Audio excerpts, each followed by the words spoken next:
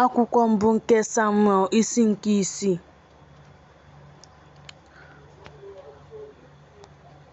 Igbe Jehova wee dị n'ọhịa ndị Filistia ọnwa 7. Ndị Filistia wee kpọọ ndị nchụaja na ndị na-ajụ ase sị, "Gịnị ka anyị ga-eme igbe Jehova? Mee ka anyị mara ihe anyị ga-eji zilaga ya n'ebe ya." Ha wee sị, "Ọ bụrụ na unu ezilaga igbe Chineke Izrel, ezilagala ya n'aka efu. Kama, unu aghaghị inyeghachi ya aja ikpe ọmụma. Mgbe ahụ, a ga-eme ka ahụ unu dị ike. A ga-emekwa ka unu mara ihe mere a na-ewezugaghị aka ya n'ahụ unu." Ha wee sị, "Gịnị ga-abụ aja ikpe ọmụma ahụ nke anyị ga-enyeghachi ya?" Ha wee sị, "Dịka ọnụọgụgụ ndị isi ndị Filistia dị, ọ bụ emerọọdụ ọlaedo 5 na oke ọlaedo 5 ka unu ga-enyeghachi. N'ihi na otu ihe otiti dịrị ha niile dịkwara ndị isi unu. Unu ga-emekwa onyinye emerọọdụ unu na onyinye ọkụ unu nke na-ebibi ala unu.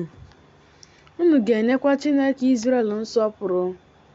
Eleghị anya, ọ ga-eme ka aka ya dị mfe pụọ n'ahụ unu, na n'ahụ chi niile unu, na n'ala unu. N'ihi gịnịkwa ka unu na-eme ka obi unu dị arọ, dịka ndị Ijipt na Fero mere ka obi ha dị arọ? Mgbe ọ kwara ha emo, ha ezilagaghị ha, ha wee laa. Ma ugbu a, werenụ ihe mee otu ụgbọ ala ọhụrụ. Cherekwa nne ehi 2 nke na-enye ụmụ ara, nke ọ dịghị mgbe yoku rigokwasịrị ha. Kegidekwanụ ehi ahụ n'ụgbọala.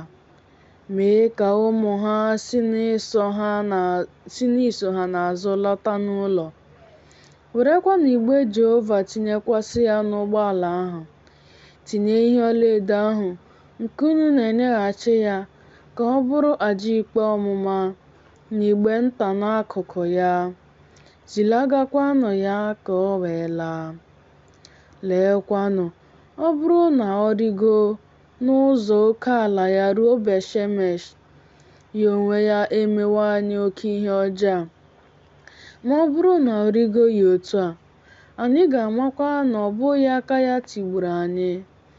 Ihe ndaba ka ihe ahụ bụ nke dabara anyị." Ndị ikom ahụ wee mee otu a. Ha chịrị nne ehi 2 nke na-enye ụmụ ara, kegide ha n'ụgbọala ahụ, mechibido ụmụ ha ụzọ n'ụlọ. Ha wee tụkwasị igbe Jehova n'ụgbọala ahụ, na igbe nta ahụ, na oke ọlaedo, na onyinye emerọọdụ ha. Ehi ahụ wee jezie n'ụzọ ruo ụzọ Bet-Shemesh. Ọ bụ n'otu ụzọ atụliri atụli ka ha jere, na-eje na-eti mkpu. Ha ewezugaghịkwa onwe ha n'aka nri maọbụ n'aka ekpe. Ndị isi ndị Filistia wee na-ejeso ha n'ụzọ ruo oke ala Bet-Shemesh. Ma ndị Bet-Shemesh na-ebi ọka wit ha na ndagwurugwu.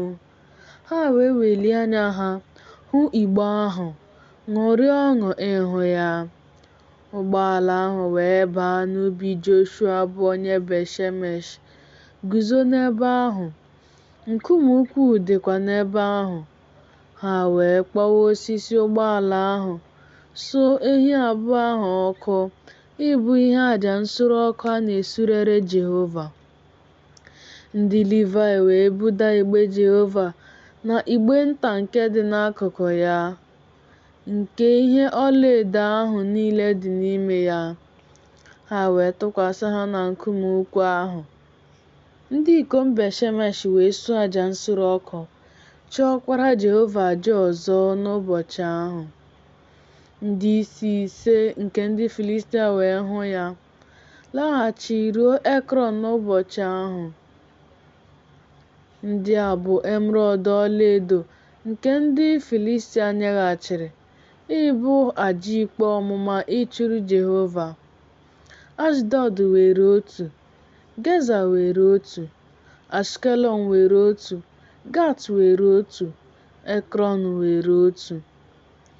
Oke ọlaedo kwa, dịka ọnụọgụgụ obodo niile nke ndị Filistia si dị, bụ nke ndị isi ise ahụ nwere, site n'obodo e wusiri ike wee ruo obodo nta nke na-enweghị mgbidi, wee ruo nkume ukwu ahụ bụ Ebel, nke ha dọbara igbe Jehova n'elu ya.